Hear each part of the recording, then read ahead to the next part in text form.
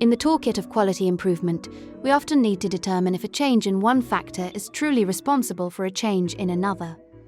As detailed in Chapter 9, the scatter diagram is one of the 7 classic quality control tools. It is a chart used to plot one variable against another to determine if a correlation exists between them. By plotting information in 2 dimensions, teams can move beyond guesswork to see the mathematical relationship between different elements of a process. The primary purpose of the scatter diagram is to test a theory that 2 variables are related.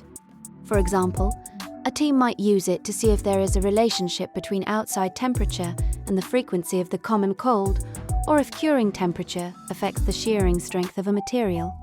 When interpreting a scatter diagram, quality professionals look for 3 primary patterns. Positive correlation. As the value of the first variable increases, the second also increases. On the graph, these points form a pattern that slopes upward from left to right. Negative correlation. As one variable increases, the other decreases. This creates a downward sloping pattern. No correlation. The data points appear as a ball of diffused points, with no discernible slope, indicating the variables are likely unrelated. To construct a robust diagram, the handbook outlines a disciplined 6-step methodology. 1.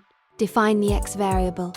This is the suspected cause variable, plotted on the horizontal axis. 2. Define the y variable. This is the effect variable, plotted on the vertical axis. 3. Number the pairs. Collect data in consecutive pairs of x and y measurements. 4. Record the data. Ensure the measurements remain paired so the results are accurate. 5. Plot the points. Locate the intersection of the x and y values on the graph and mark it with a point. 6. Study the shape. Analyze the resulting cluster to determine the strength and direction of the association.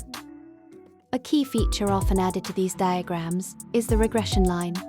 This line shows the average linear relationship between the variables. The more tightly the data points cluster around this line, the stronger the correlation. However, the sources provide a vital warning. Correlation does not equal causation.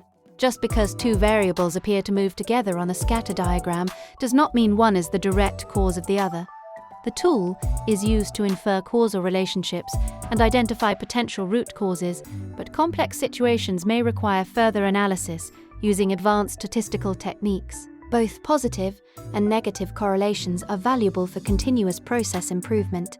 By transforming raw data into a visual map of influence, the scatter diagram ensures that quality improvement associates managed by fact rather than perception, leading to more accurate diagnoses of process problems.